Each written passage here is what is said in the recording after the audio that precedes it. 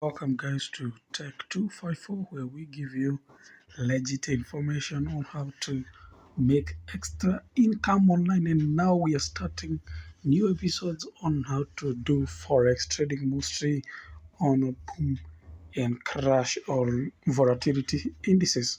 And today I'm going to show you the two moving averages that can help you to determine or to understand which trend you are in, whether you are in an uptrend or a downtrend. So first of all, I'm going to remove this one. We are focusing. Our main focus is on this first window. So what we do? Let me first delete that alligator. Yeah. So if you want to know if you're in an uptrend or downtrend, so you're going to use two moving averages. They are very strong. Let's add them. Yeah. So it's the first one. It's period 21. Yeah.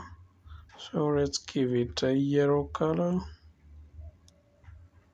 That's one. And then we add moving average. Mhm. We add period 50. Now let's change the color. For period 50, let's give it that one, brown color. So exactly, so that's how it is. So you can even backtest. When you see it, the brown color or the red color, I'm colorblind. So when you see the red color is above the yellow color, you automatically know that you are on a downtrend, where you experience higher lows, lower lows, and lower highs. Okay, so yeah, as you can see it in a downtrend, you experience, see here higher lows and lower lows, higher lows, lower lows, higher lows, lower lows, higher lows, lower lows. You see, this one is automatically tells you that you are in an uptrend, and you can see you have higher highs, higher lows, higher highs, higher lows, higher highs, higher lows.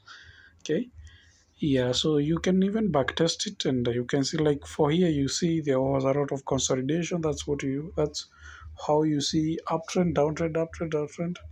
Yeah, so that means you are in a consolidation area. You see here that one is a downtrend.